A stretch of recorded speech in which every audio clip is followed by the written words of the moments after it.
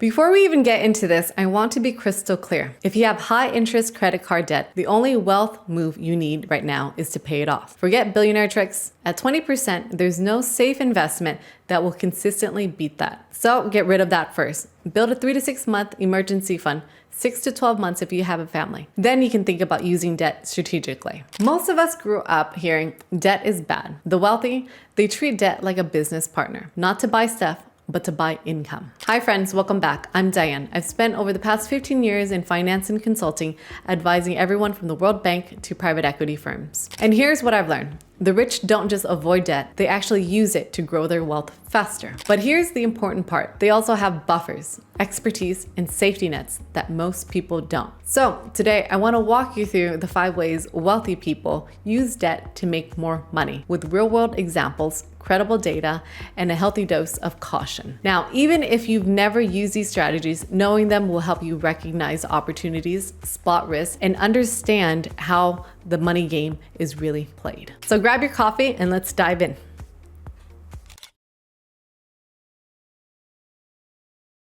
This is not about buying your dream home. That's lifestyle spending. What the wealthy do is borrow money to buy income-producing assets, things that actually put money into their pocket every month. For an example, imagine buying a 4-unit apartment building for $800,000. You put down $200,000, about 25%, and finance the remaining $600,000 at 6% interest rate. Each unit rents $2,000 a month, giving you $8,000 in gross rent. After you pay the mortgage, taxes, insurance, and maintenance, you're still left with around $1,000 in profit every month. That's $12,000 a year in cash flow, plus the tenants are paying down your loan for you. And this isn't just theory. According to the Federal Reserve's 2022 Survey of Consumer Finances, real estate beyond a primary resident is the second largest wealth source for the top 10% of households. But here's the catch. This only works if you have reserves to cover vacancies, repairs, and unexpected costs. One bad roof replacement or interest rate hike can basically wipe out your profits fast.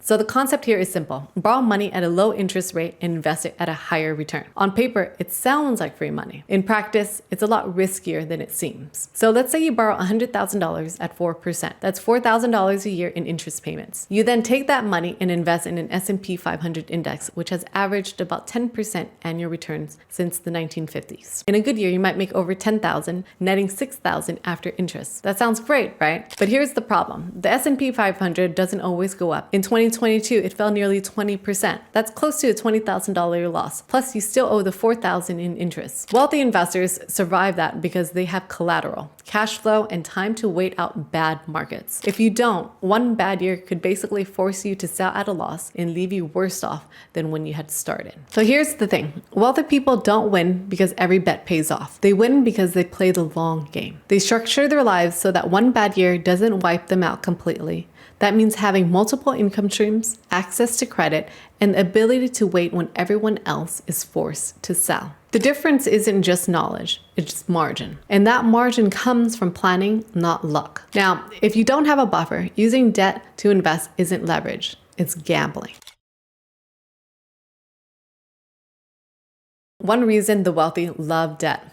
Taxes. Certain types of interests are tax deductible, and that can make a huge difference in net returns. Take private equity for an example. A firm might buy a $500 million company using 60% debt. The interest on that debt is tax deductible, reducing taxable income. So if the company sells 5 years later for $1 billion, the return on equity portion is amplified because the debt magnified those gains. Real estate investors do something very similar. Mortgage interest on investment property is deductible, and depreciation allows you to reduce taxable income without actually spending more cash. But tax advantages are a double-edged sword. According to the Tax Policy Center, high-income households benefit most from these deductions because they have more assets to leverage. And tax laws can change fast. The 2017 Tax Cuts and Jobs Act already capped certain deductions. If your deal only works because of a tax break, you're basically building on a pretty shaky ground. This is one of the more practical plays, especially for business owners. So instead of selling assets in bad markets, wealthy individuals borrow short-term to smooth out cash flow or jump on opportunities. So for instance, a business owner might borrow $250,000 at 7% to buy inventory at a steep discount. If they can flip that inventory in 6 months, say for $100,000 profit, the $8,700 in interest is well worth it. Now, according to the Federal Reserve Small Business Credit Survey, 43% of small businesses use debt in 2023, not just to survive, but to manage cash flow or capitalize on growth opportunities. The key here is discipline. The numbers have to make sense and repayment has to be certain. Borrowing for maybe opportunities is how even smart business owners end up in trouble. The ultra-wealthy often borrow against their investments instead of selling them. It's a way to get liquidity without triggering capital gain taxes. So let's say you have $1 million in brokerage account. Instead of selling $200,000 worth of stock and paying taxes on those gains, you borrow that $200,000 using a securities-backed loan at, let's say, 5%. Your investments stay intact and hopefully keep compounding, and you get access to the cash you need. This strategy is increasingly popular. Securities-based lending among high net worth individuals basically rose 26% in 2022. But here's the danger. If the market drops, the lender can issue a margin call, forcing you to sell investments at the worst possible time. This is how some wealthy investors lost millions in downturns, not because their investments were bad, but because they were over leveraged.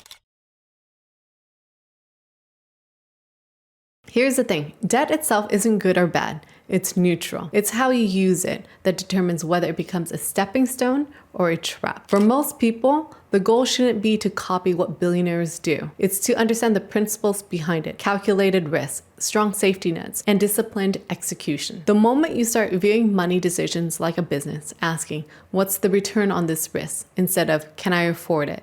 That's when you begin playing the wealth game differently. Because wealth isn't just built from avoiding all risks, it's built from managing it intelligently. That's really the best winning and secure blueprint. Debt can be a powerful tool, but can also be a weapon that turns on you. These strategies work for the wealthy because they have the safety nets to survive when things don't go as planned. They can ride out basically market downturns, cover unexpected expenses, and wait for long-term payoffs. Now, if you're still building your financial foundation, focus on paying off bad debt first, building cash reserves, and investing steadily. Only then should you consider any of these intricate debt strategies. Now, if you want to know whether any of these moves can make sense for you, you can take my personal rich score quiz over here. It takes less than 2 minutes and shows you where you're at financially and what next moves to take. Friends, thanks so much for watching, and I'll see you in the next one.